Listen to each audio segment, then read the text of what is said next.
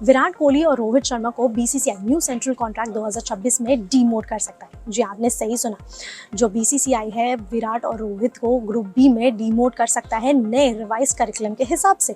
अब जो दोनों हैं वो ए प्लस कैटेगरी में आते हैं। ए प्लस कैटेगरी में उन्हें 7 करोड़ रुपए सालाना मिलते हैं, लेकिन रूल ये कहता है कि ए प्लस कैटेगरी में वही खिलाड़ी होते हैं जो तीनों फॉर्मेट खेलते हैं, यानी कि तीनों टेस्ट, टी20 और वनडे। अब विराट और रोहित टी20 और टेस्ट से रिटायर हो चुके हैं, सिर्फ वनडे खेलते हैं, तो उस हिसाब से उन्हें ग्रुप बी में डीमोट किया जा सकता है। अब जो रिवाइज करिकुलम है उसमें बताया जा रहा है कि सिर्फ 3 कैटेगरीज बचेंगी, यानी ए प्लस कैटेगरी को पूरी तरह से हटा दिया जाएगा, सिर्फ ए, बी और सी कैटेगरी रखा जाएगा।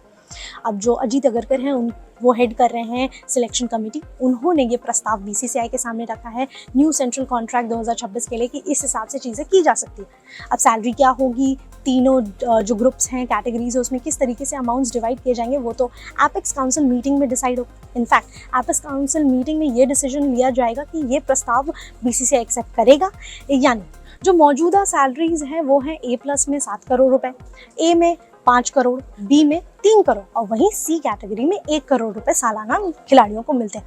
अब ए प्लस की बात करें तो रोहित और विराट के साथ जसप्रीत बुमराह और रविंद्र जडेजा इस कैटेगरी में आते हैं। वहीं अगर ए की बात करें तो सिराज, केएल राहुल और अन्य खिलाड़ी इस कैटेगरी में आते हैं।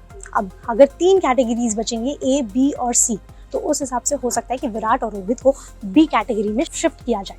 इस बात पे कितनी सच्चाई है, ये रिपोर्ट्स कितनी सच है, वो तो आने वाले वक्त में पता चलेगा।